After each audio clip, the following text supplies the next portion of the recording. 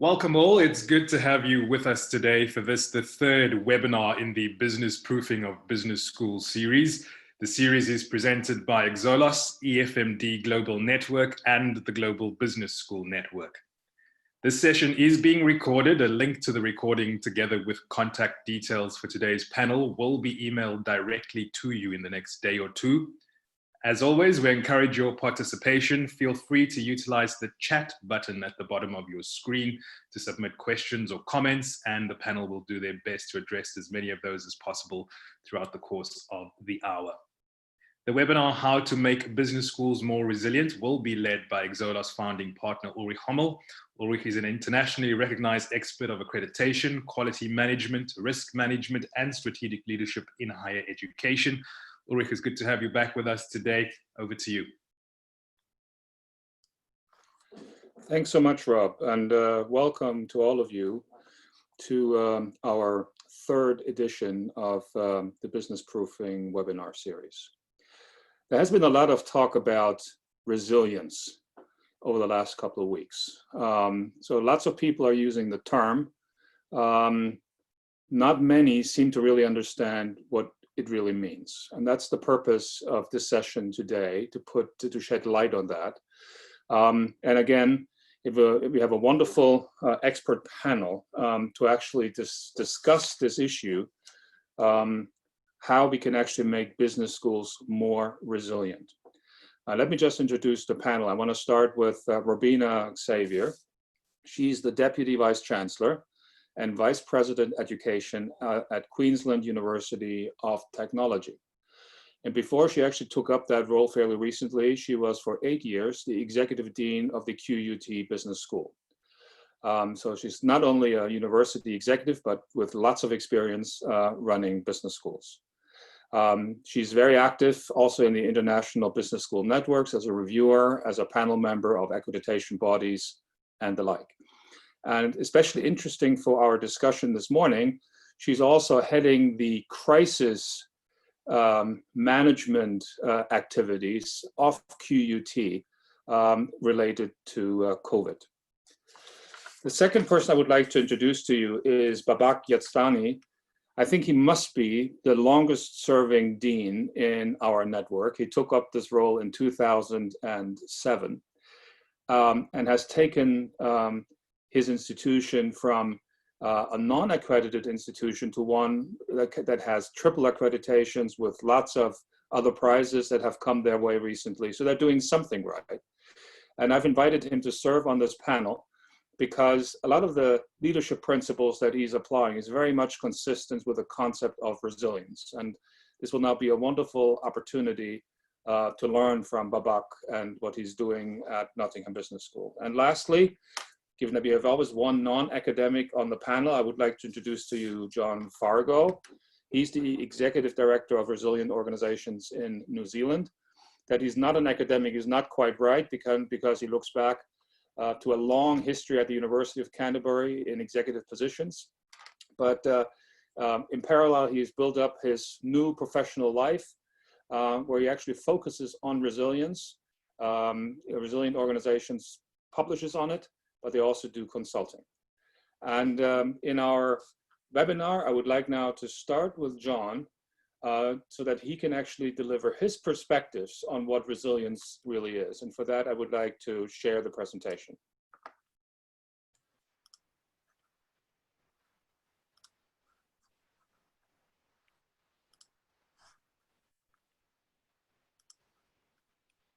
Okay, John, over to you. Thank you very much, Ulrich, and a very good morning. Well, good morning for you. Good evening to me here in New Zealand. So I'd like to set the background for this webinar with our view on organizational resilience, bearing in mind that we started this program as a part of the University of Canterbury as a research program 16 going on 17 years ago in early 2004. And now we're a team of 8 focused on this area, both for research and for consulting. So what do we mean by organizational resilience? There are lots of definitions going around. We've got a simple, practical one the ability to thrive in an uncertain world, and the ability to survive a crisis. It's got two parts to it. It's got a business as usual part, that's thriving in an uncertain world, and it's got the survive a crisis. And all of us are experiencing some of that right now with everything that's going on with COVID-19. Bear in mind what we're meaning by organizational resilience. It is not synonymous with crisis management, with business continuity management, risk management, and a range of other styles of process for dealing with high risk, high change situations, especially in crises. In my view, organizational resilience would encompass these, but not be limited to them, but probably not encompass them entirely either. There's significant overlap, but not total. Some key characteristics of organizational resilience include building a high trust environment in your organization, adaptability, collaboration, opportunity seeking in a crisis, which is not a common part of crisis management, business continuity, or risk management. It's usually the focus of those is on dealing with the problem, but often does not include opportunity seeking, in spite of the fact that opportunities always present themselves in crises, and having the foresight to spot them and then take hold of them, do something with them, is the difference between those who really do thrive and those who limp along. And agility. So those are some of the parts, but not limited to them.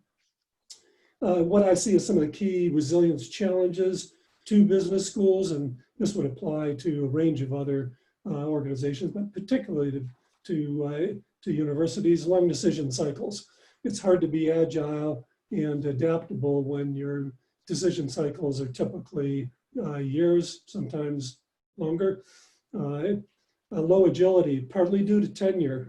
I know this will sound sacrilegious, but I'm not part of a university anymore, so I can probably say it when others really couldn't. But I do believe that building agility within the university sector is going to be very difficult because the history of tenure and how you deal with it, I don't think I've got a straight up answer, but it'd be interesting to have another webinar to discuss the issues surrounding it and possible solutions. What I've found, this next one, typically I've seen it in Australia, New Zealand, and the US and Canadian universities where I've got the most experience. So it might or might not be true with European or other universities, wherever you're dialing in from. But low trust, typically between faculty and administration. Strong trust within the business school, certainly within disciplines, but between faculty and administration is always I've found issues of trust. And that is a significant problem because the smart faculty offer one of the best prospects for solving resilience problems.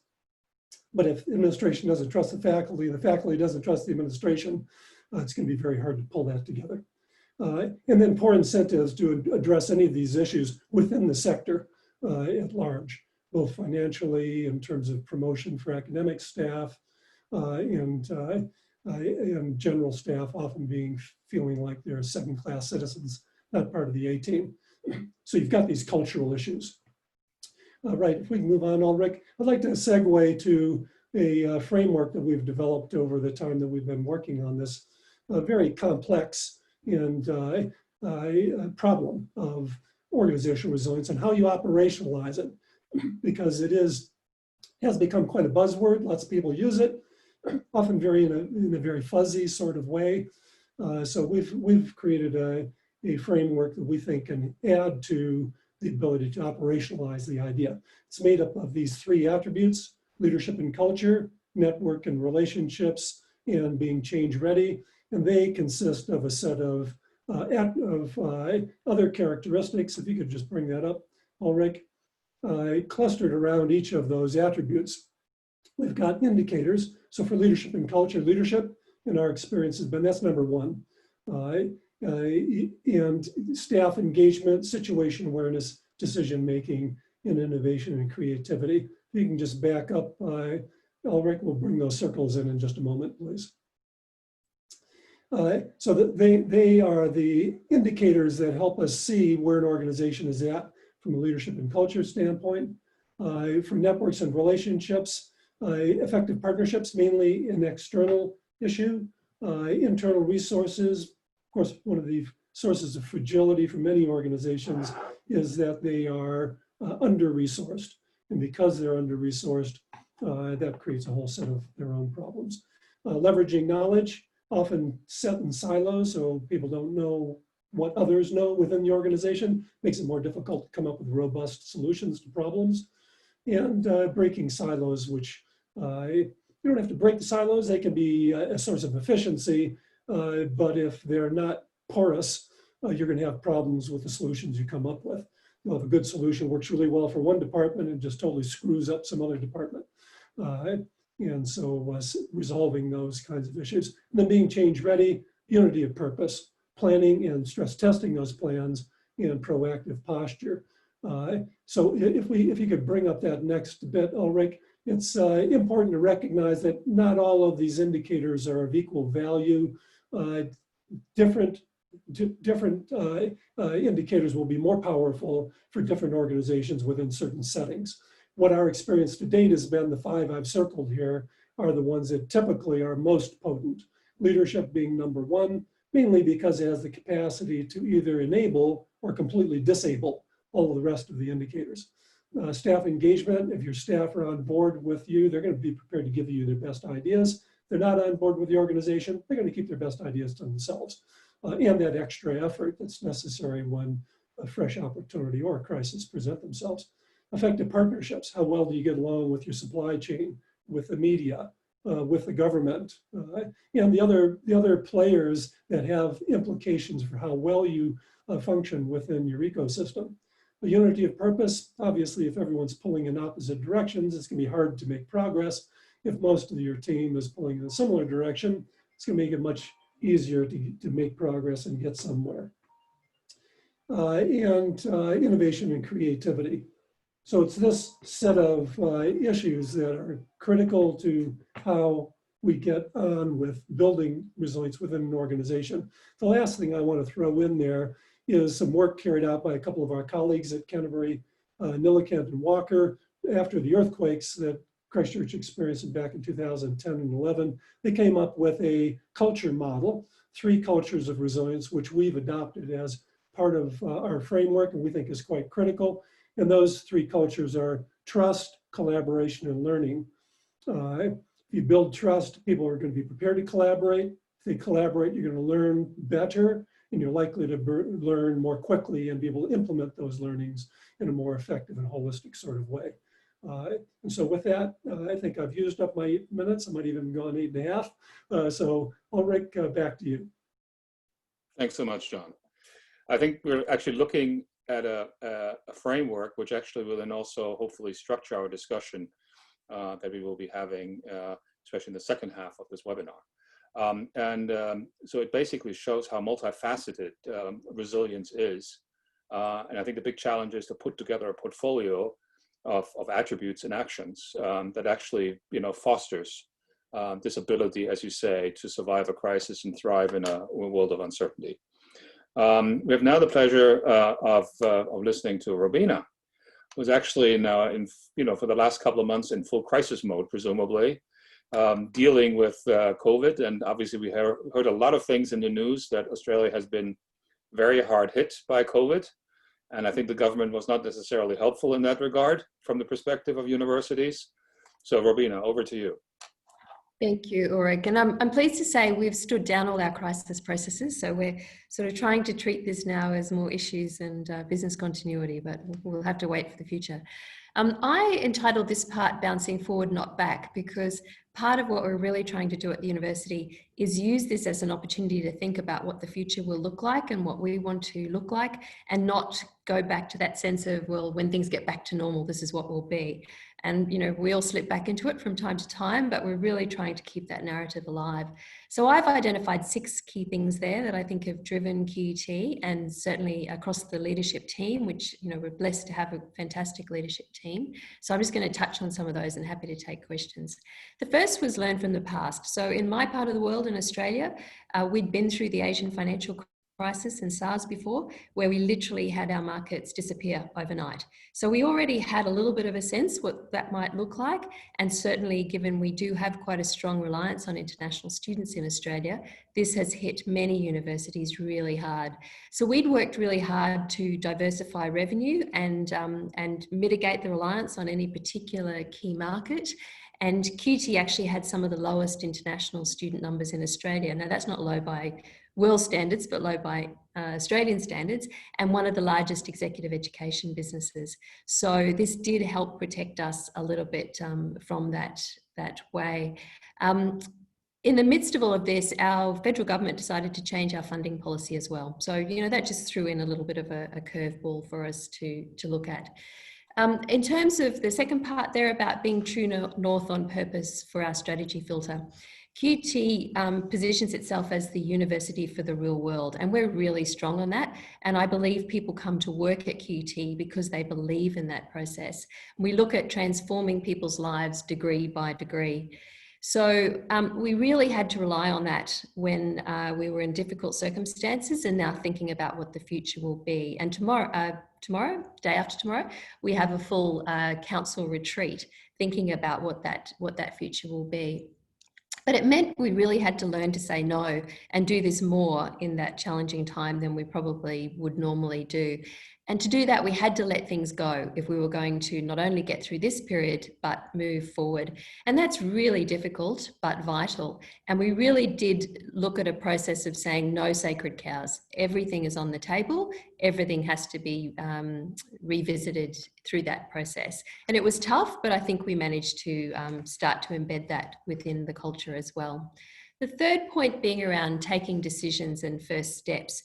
I think it's really important that you don't get caught in the paralysis analysis during these periods of time. And I'm a crisis management researcher, so, you know, slightly different terminology, but it's really easy to do that. And universities love data, and we always want more data. And that comes from our academic background. And we'll never have enough to make the key decisions that we need. So, you know, we really enforced through this process that leaders need to make decisions. And not making a decision is making a decision, and is really frustrating for those down the line who are watching you do that. So trying to remind the team that our job as leaders was to make decisions. And if we weren't making them, who was going to make them? So we needed to step up and do that. And I was guided in this by one of a very senior business leader who I had the pleasure of spending some time with, who said in his experience, he rarely sees executives operate across the full spectrum of their responsibility. Many leaders just pull back when they get close to that line because they're nervous about taking the next step. So I tried to instill in my team that it is okay to go to the line. Every now and then they probably step over the line and we might just have to deal with that, but that's what we're hired to do. We're hired to operate across that full spectrum. The fourth one being amplify resources through leverage and partnership. The QT Business School is quite a big business school. We have around 12,000 students, around 500 staff, and in a normal cycle, about $160 million in annual revenue. So we have a lot at our disposal, but still you can't do it all. And this period really showed that right across the university, but certainly within the business school. So it was really important to leverage across the parts of the university. So how do we work with our science faculty, work with our data scientists? How do we work with our health faculty to see opportunities and take advantage of opportunities, particularly during this time, but also to cement that going forward? And really just to look out across the university where the skill sets were sitting and how could we bring them together. Now I have a university-wide role now, so it may be easier for me, but I keep talking to people about we are all one QT at the end of the day. We might sit in schools, we might sit in faculties, we might sit in divisions, but we all work for the one organisation. And then taking that into the external providers. So how can we leverage our networks? We took on more platform providers. We outsourced some of our student support to go 24 hours where we couldn't do that ourselves, and working with government departments more to see how we could leverage the resources that they had as well. And I think we'll stay in that mode now. My second last point is around helping yes materialize, which comes back a bit about this idea of making decisions. And I think it's really important that we balance that risk and opportunity and get the balance right. And we do lots of risk assessments within the university, but I find we often don't use them. We do them, we put them away, and then we get to a decision point and we treat things as high risk when we've classified them earlier as low risk. So trying to keep that all the way through and thinking about different governance that's needed. John talked about time to market. So our federal government encouraged universities to put short courses in the market really quickly and gave us financial incentives to do that. We put 5 new courses in the market from word to go within 6 weeks.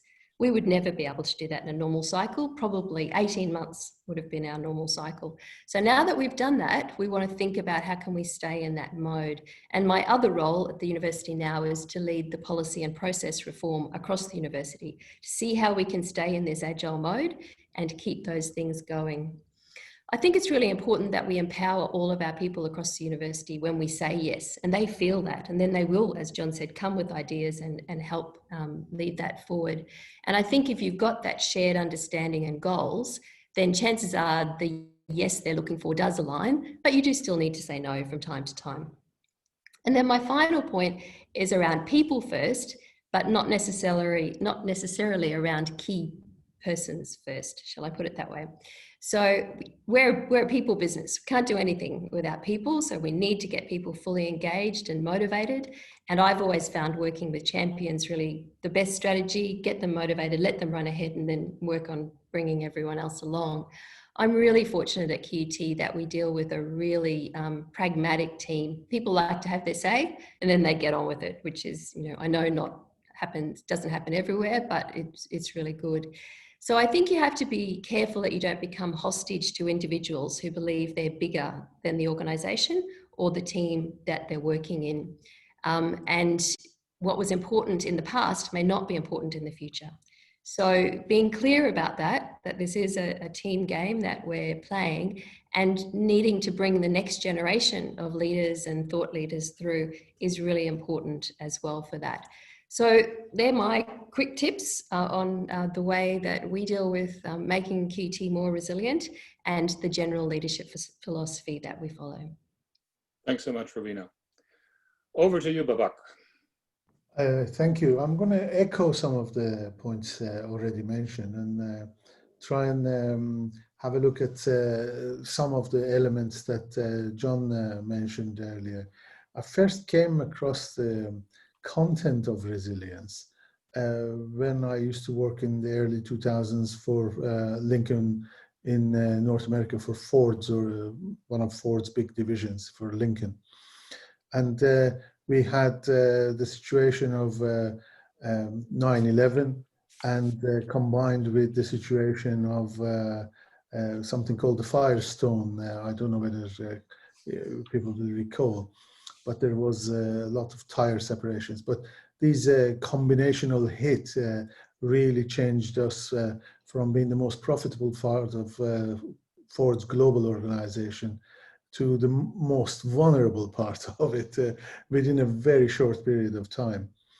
And I think what was highlighted in that crisis for me was that we needed business models that were varied, an organization that was quite agile, and we needed financial stability that could withstand multiple pressures. It also comes down to the basics of people within an organization and the leadership's actions that happen in difficult times. And I think what comes to fore when crises happen is that all the non-essentials are thrown away. They cannot be afforded, and only the essential things matter. And inside that is what John has called unity of purpose, i.e. what the hell are we here for in the first place? So that's an interesting derivation that is very easy to see in a crisis mode. So you realize what it is that you are there for. So when I joined the business school here at Nottingham Business School, Nottingham Trent, we had a gradual process of putting together a business model that had variety in it, a product mix and a market mix that was not dependent on a single type of activity. A lot of business schools in the UK and elsewhere, and I'm sure like Australia, for example, do depend heavily on international markets, and particularly on high growth international markets, places like China, India, that have almost a limitless amount of supply. We did deliberately in our business school not do that. And although it's difficult to sometimes turn away business, it is actually wise in the long term to have a strategy where your organization as a whole has a healthy business model which is not dependent on a single type of activity. So that gives us the long-term resilience, if you like. So, for example, in our postgraduate market, we serve our own market, and I think that's quite important to realize that your own market is quite important core to our business. And then we serve the international markets. So no single country has more than maximum 18%, and we have about over 100 different markets that we go from. So if something happens in one part of the world, we are actually not dependent on that. Going back to that business model means that we had we put together multiple types of markets and product range that I know that this may sound a little bit terrible to say when we talk about product range and customers and etc. But that is true in its naked sense, that we are here to serve students, to serve knowledge and scientific community as a whole. So what we put together as a business model as a whole in itself was resilient, but at the core of that has a very, very strong sense of purpose. And that is about adding value to our students and adding value to the body of knowledge. And that over a period of time helps us build a strong, responsive organization. And I think I again put that point there that the staff and the colleagues that we have are very, very important part of this mix, because without their agility and their ability to sing from the same hymn sheet and have that unity of purpose, we wouldn't be able to stand the pressures we got. In the UK, obviously, we went into a crisis mode in March. We effectively, as an organization, emerged from the crisis mode to a transition mode by April.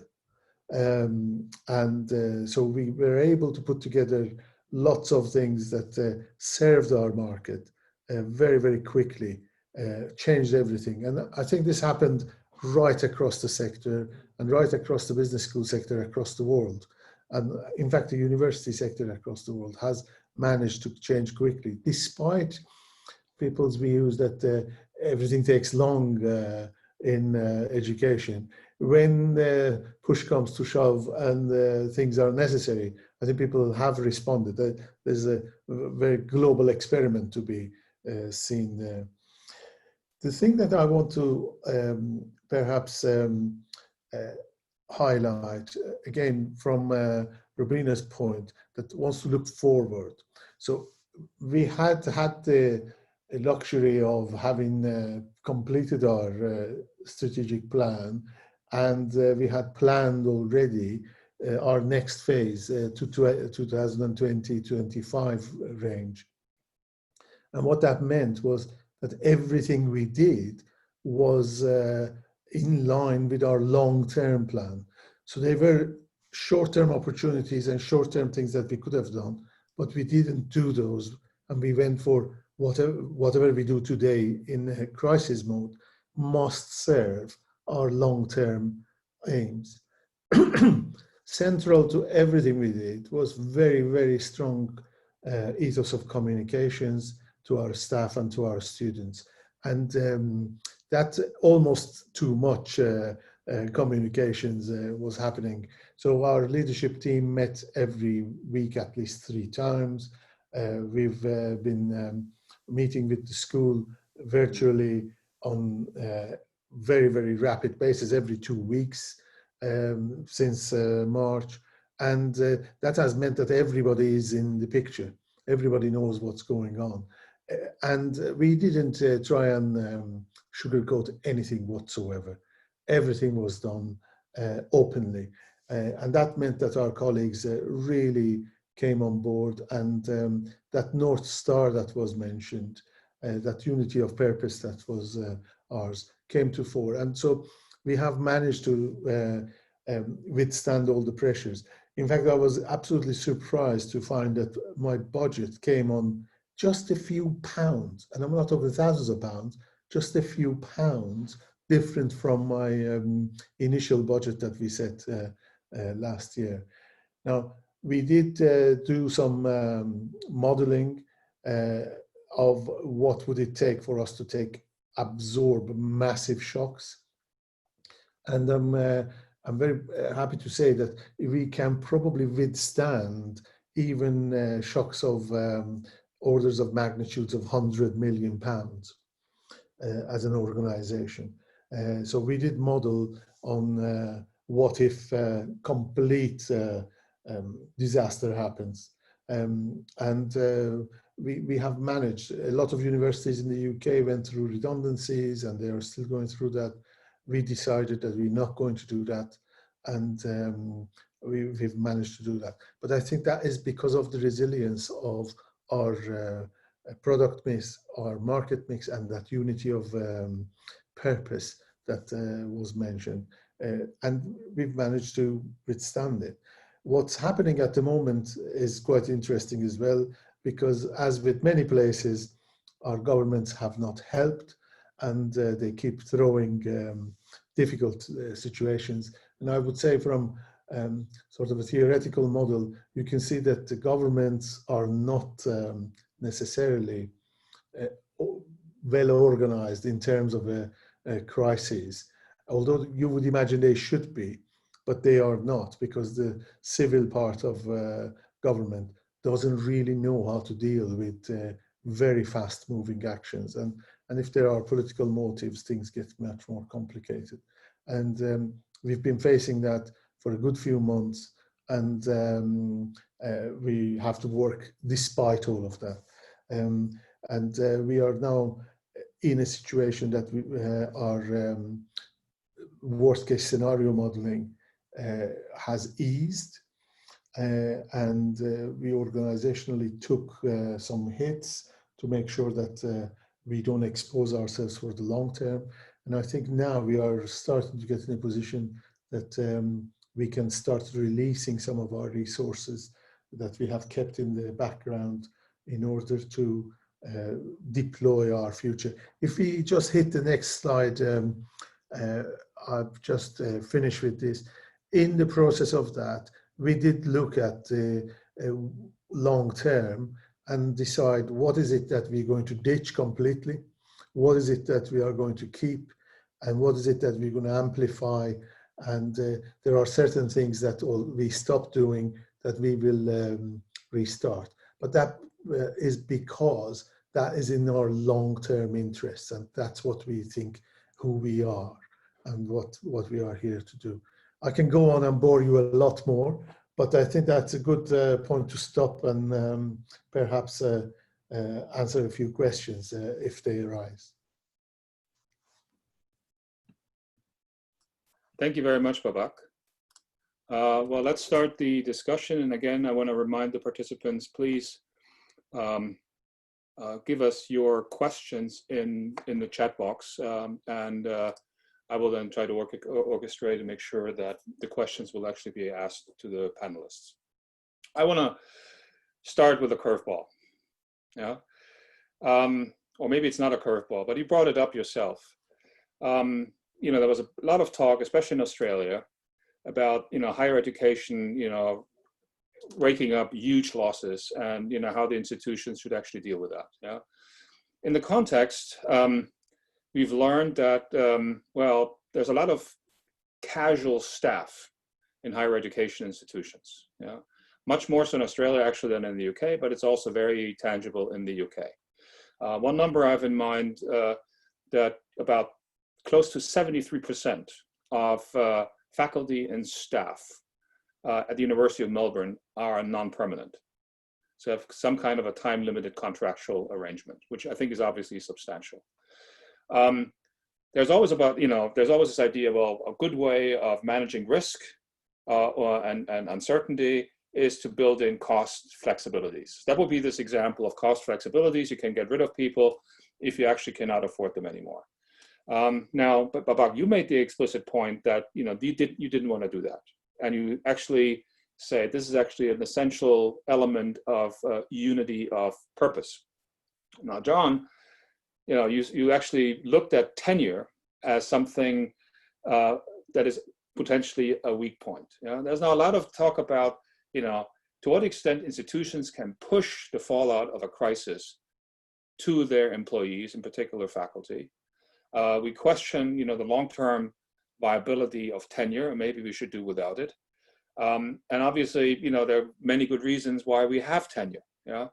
Not the least that actually it creates this loyalty with an organization.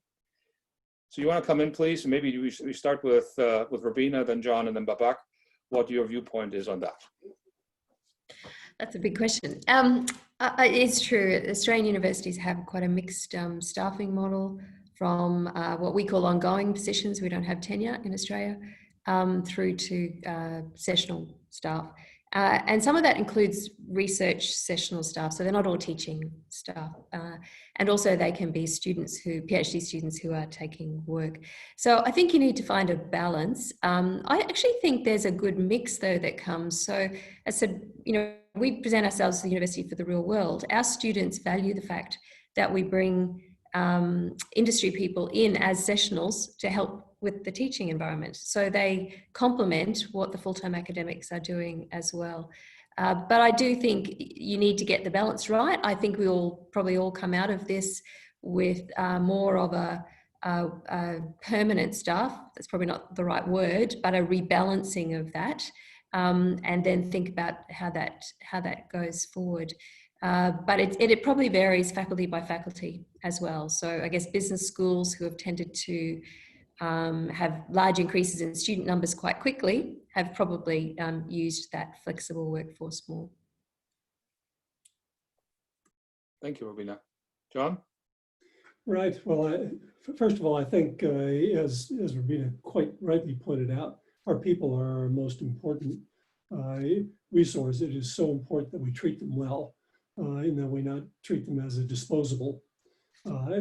At the same time, we recognize when if you've got temporary staff or sessional assistants and PhD students, their expectation isn't a permanent job to finish their study, or they want to work part-time. So understanding that mix so that we're maintaining a humane approach to our staff, I think is really important. But I think tenure isn't just about staff permanence. I think it also has to do with the very siloed nature that's part of the university. We're experts on particular things. The challenge is because there isn't often a lot of interaction between those academic disciplinary silos, we miss out on some of the best solutions, which are dependent on highlighting what some of the unintended consequences, especially negative unintended consequences of our decisions are. But they're invisible if you only have people from your own discipline, who are bringing a certain perspective. And so the issue of tenure, I think, isn't just an issue of permanence. I think it's an issue of perspective as well. And I think you could have a tenure style approach where you've got surety of position while still building trust across the boundary between administration and faculty, breaking down the silos between the disciplines to the extent that it's fruitful. And certainly some of the most interesting research internationally that's going on isn't directly within a traditional disciplines, on the boundaries between disciplines. And we can see that with some of the responses to COVID-19, where the solutions, if they've been strictly health-only solutions, they aren't producing the best outcome for either the health of the people or the health of the economy. Whereas where we've seen collaboration across those boundaries, we're seeing better outcomes overall for mental health, physical health, economic health. And so I think the tenure thing is tricky, it's difficult, it's complex, and I think it's an important one that gets addressed. Yeah, it's I agree in general that you need a mix of resources that are capable of doing the full range of things that we need to do. And some of that has a more of a temporary nature than others. In our case, we have 80 to 85% of our resources as permanent. And then about 15 to 20% is of nature of more temporary nature. I think obviously there are pros and cons to this. There's no single formula that can satisfy all the different types of business schools that there are. In our case, I think what that gives us is a stronger sense of purpose and who we are and what we are about to do. So for example, the way we recruit our staff is that we want them to have a mix of academic excellence, industrial experience, and international experience. And that mix is difficult to get. So when you get it, you need to keep it and develop it.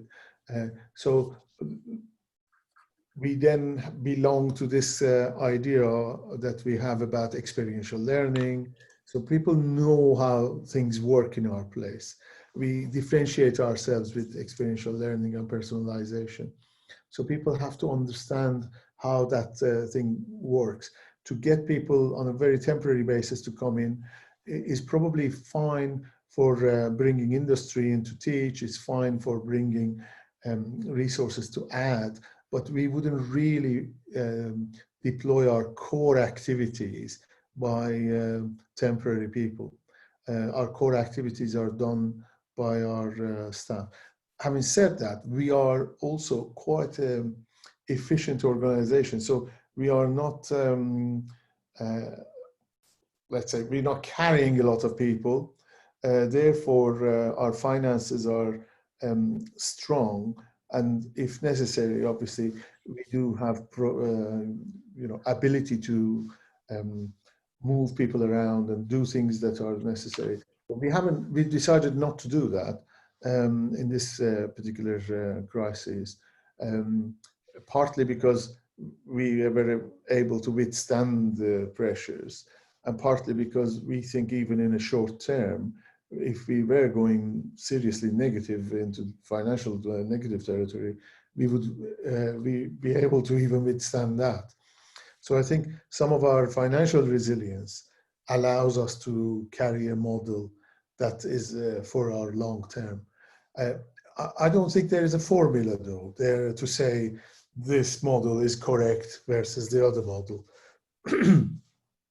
Most of our permanent staff are quite active in work settings, and if there are problems, we deal with that on normal people management issues method. So we do keep our colleagues purposeful, active, and able to work in the environment we are, which is a fast-paced environment, I must say.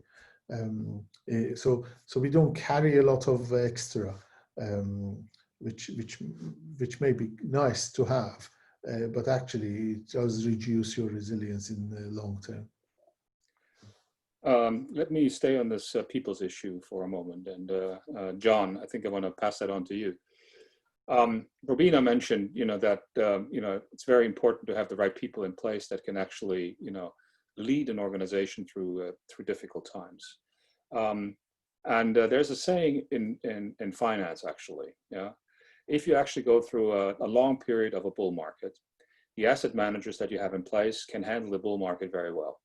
If that switches to the bear market, then you just have the wrong people on board. You know, they think the gravy train continues, and it doesn't, which then actually, you know, leads to, you know, significant staff transitions. I would claim that higher education has been a bull market for a long time. And now we realize that there's a lot of uncertainty in general, and there's like this shock to the system. Now, when you actually then see how you want to develop your staff, the leadership team within the university, have you drawn certain conclusions, Robina? And before that, maybe John, what would you recommend, given your consultancy experience, how you actually tackle the talent composition that you have in an organization to build resilience? I think a key aspect is the one that I was touching on just a few minutes ago, and that is making sure that you've built trust between your team, so they listen to one another. The specific skills, if you've got smart people, they can learn skills, they can pick up skills. It's usually attitudes where you've got the problem. That it slows processes down, prevents good decisions from being implemented. And so having the right mix of styles of people, working styles, so you haven't just got people who are just drivers or just carers or who are just introvert or extrovert. I think you need to have the right mix for your organization, for an institution like the university, and collaborating on decisions, not waiting just for a crisis before you collaborate on decisions, so that you're getting these, you're maybe familiar with the term of gravity-free thinker. That's somebody who thinks differently than your team, than your particular group. And having those sorts of decision cycles and circles happening in a business as usual setting, not just waiting for a crisis before you exercise, bringing in those alternate viewpoints before you make decisions. So looking for an example in emergency management would be bringing your emergency management team up and exercising them for small events, not just for the big events, because the result of that is everyone's getting more practice at these new skills that we're talking about in terms of agile decision-making and improved decision-making in complex environments. You see that in Formula One when they actually practice to change the tires within 8 seconds or so. Yeah, absolutely. For them, the race is always a crisis. The problem is we've got a lot of business as usual, goes on for months or years in between in a stable sector like higher education sector. And now we're starting to see a range of crises coming through. So we need to develop some new skills and attitudes and ways of working with one another. Robina.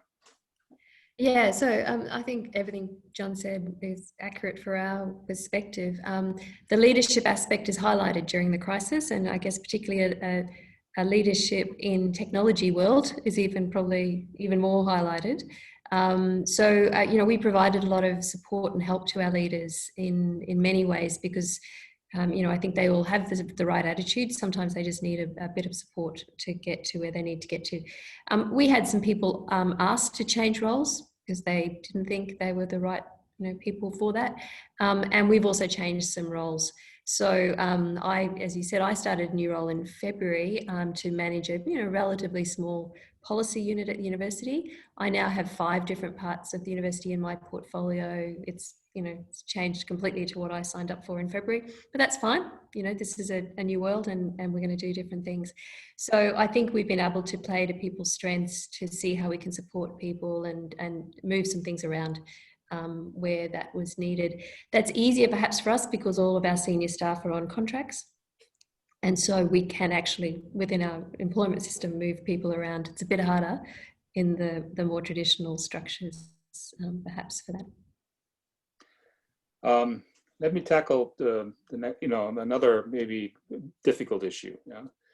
If you are, let's say, from a private business school, they all very often claim we're extremely entrepreneurial, very quick to take advantage of opportunities.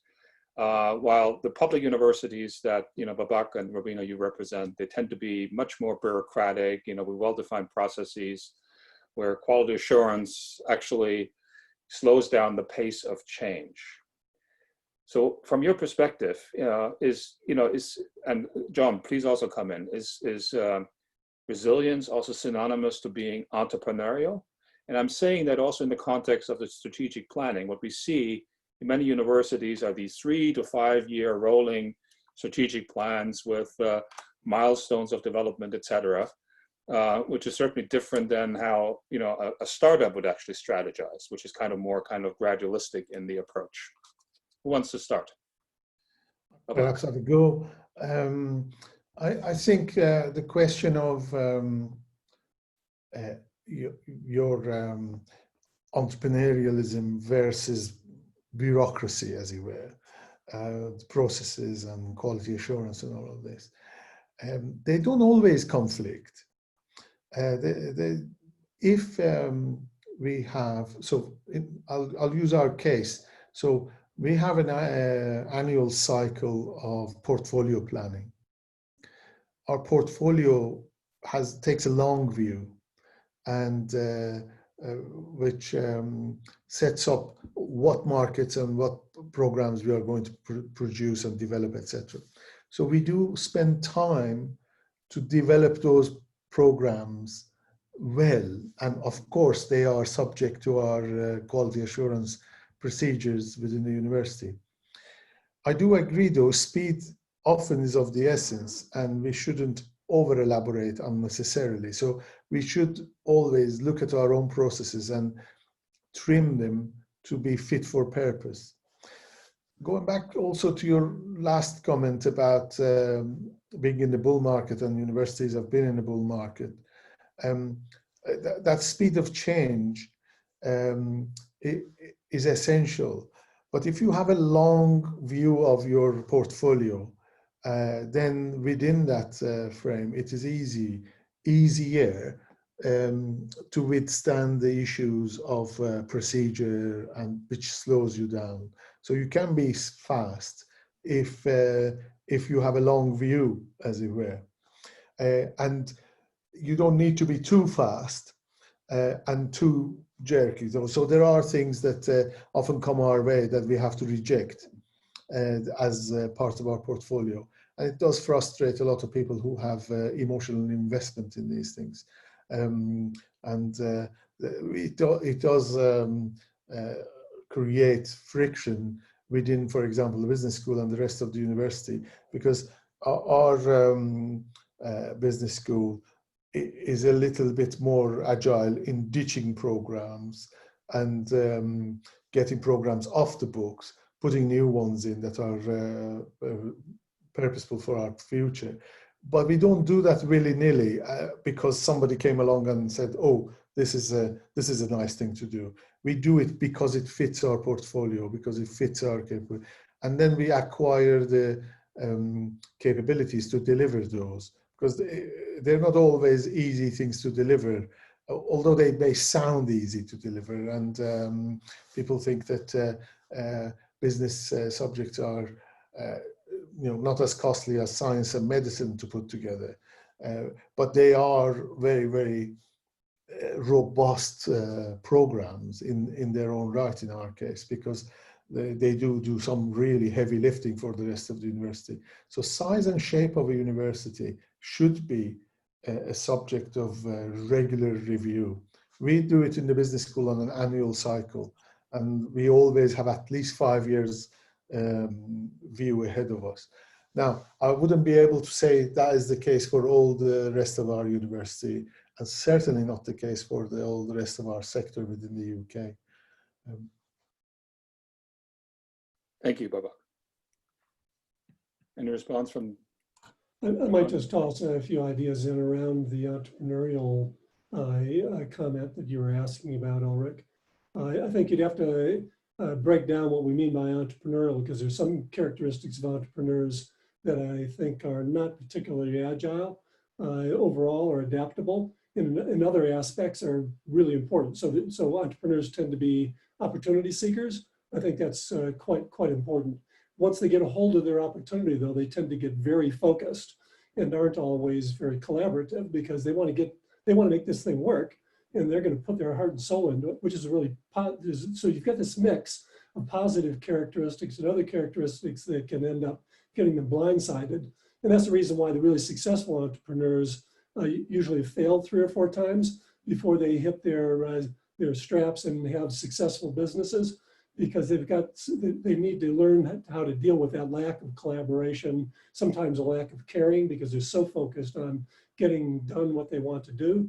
So I think there's some aspects that are entrepreneurial, and the opportunity seeking, I think, is one of those. The willingness to try something new, I think, is one of those. But I think there's some other characteristics probably run contrary to organizational resilience, at least in mid-size and larger organizations.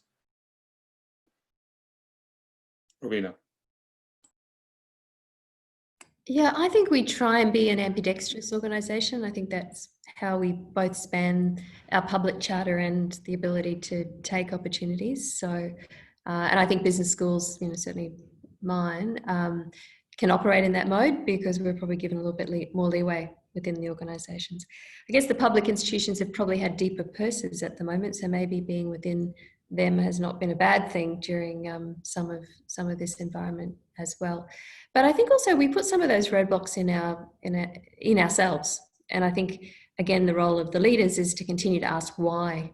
So we found in one of our processes that we had a really long lead time for something, and it was my job to ask why. And when we found out, it was linked to some system way back when that we don't even have anymore.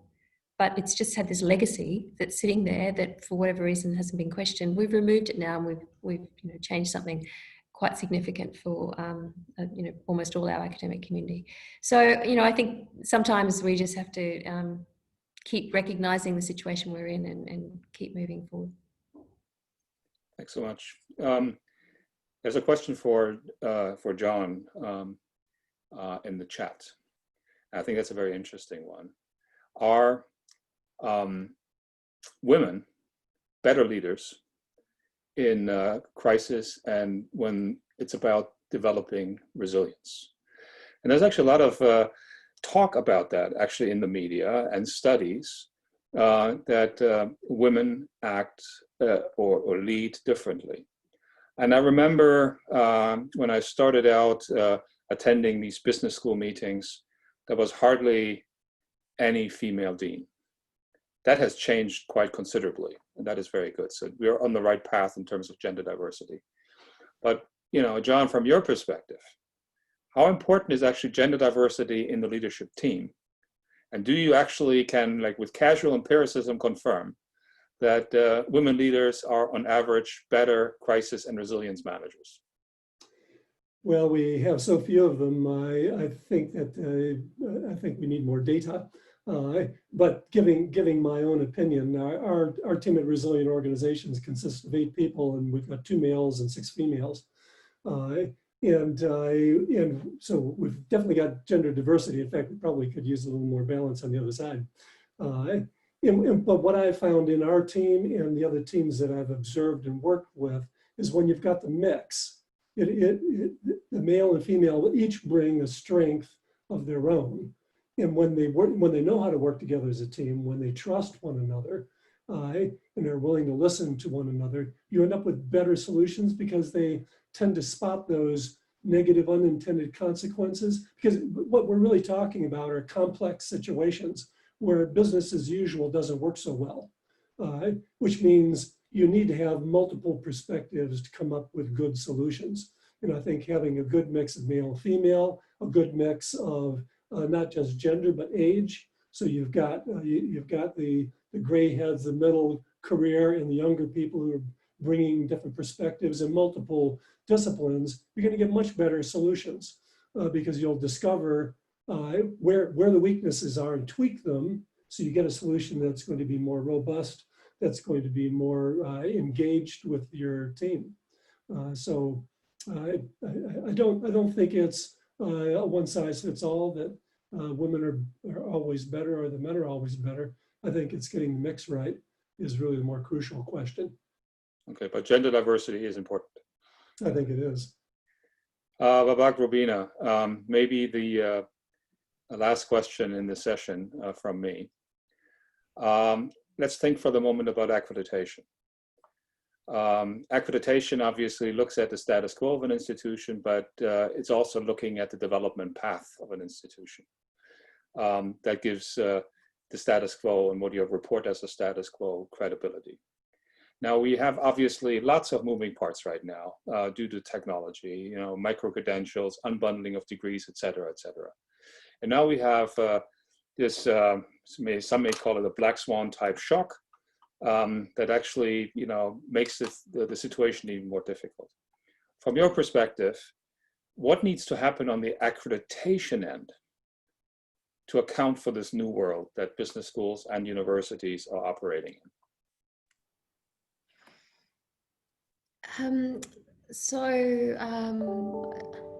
I think, I guess as a, you know, as a reviewer, I think it would be important to be able to actually see how the schools have responded during this period of time and have that recognised through the accreditation standards and guidance notes, because the way the schools are responding, I actually think gives some confidence as to what the future will lie, what brings for them. So rather than, you know, looking at whether numbers have gone down or all those sorts of things, thinking about how they've actually planned through that. I think we have to get away, look, I think we generally have, but I think we could still get away from sort of the black and white definitions sometimes we get around different things. So I've been working on a working group around the internationalization of, or digitalization of internationalization, difficult to say, and thinking about how can we think about international faculty in a different way? How can we think about mobility in a different way, in a different light? How do we think about bringing those experiences in? So I think we can do all of that, but I think with really experienced reviewers with open minds about how to think about these, the guidelines and the standards, and the schools being able to tell their stories, which is really what it's all about. I think we're a long way there. It's just, you know, tweaking into the future for me. Okay, Babak. I'd add, yeah, I would agree on the whole that accreditation standards are about quality improvements, and if we view them as long-term developments, I think they're sound in general. Obviously, good organizations that are accredited need to be able to respond to issues as they arise. So it'd be interesting to see how that develops as well. I think the accreditation processes also are adapting because obviously we can't travel as much as we could now. I don't know how that will hold, but I think like all other organizations, we will retain some of these processes.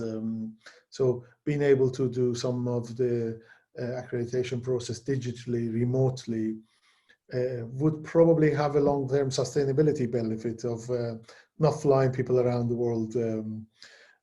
Obviously, you do lose something, but not being in an exact mix of the atmosphere of a place. But I'm sure we can adapt and learn to do things perhaps more effectively and efficiently through now what we've got used to, this use of technology. Even for like this is not what we used to have before. We used to get together and have 100 people travel around and drop in the same place. So even this, I think, is a mode that we will probably adopt and continue. But on the whole, I think the accreditation systems are holistic systems. They do evolve, and they do get more emphasis on something, and perhaps response to shocks and resilience will become a bigger focus in accreditations. Mm. Well, thank you very much. I fear we're out of time. So thanks to everybody for joining us today. This is actually an interesting way, and I want to encourage everybody to kind of really continue thinking and reading about the concept of resilience and how it can actually improve and enhance the quality of our leadership in higher education. I think this is a very important avenue, and I think the crisis has documented how important it is, and that there is a change necessary in the way we actually, you know, lead, define processes, network, et cetera, et cetera. So thank you very much to the three panelists, and now over to you, Rob. Thanks so much, Ulrich. Just a few notes before we say goodbye. A reminder that a recording of the webinar will be made available in the coming days. It will also be archived together with all previous webinars at gbsn.org. You will receive the link via email.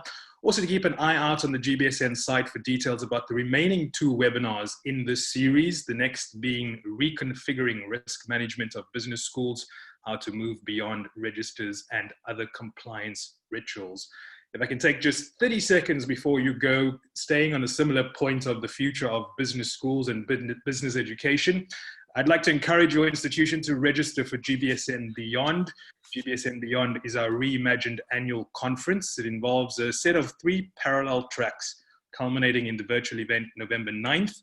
The tracks consist of experiences designed to engage students, faculty, and administrators at institutions of higher learning, especially business schools and partner organizations. We'll have career development opportunities, networking, keynote addresses, a faculty simulation lab, turning your research and data into micro simulations, and a student competition with a $5,000 cash prize, amongst others. Much more available for you. Please visit gbsn.org for more. We're really excited to offer an institutional rate, which simply means for one fee, an unlimited number of participants from your school is able to participate. So please log on to gbsn.org/beyond for more details. With thanks again to Rabina, John, Babak, and of course Ulrich for moderating today's discussion. Thanks to you for engaging us. Please look after yourself, stay safe, and on behalf of Exolos, EFMD Global Network, and the Global Business School Network, I wish you a good morning, good afternoon, and good evening, wherever you find yourself this Wednesday. Take care.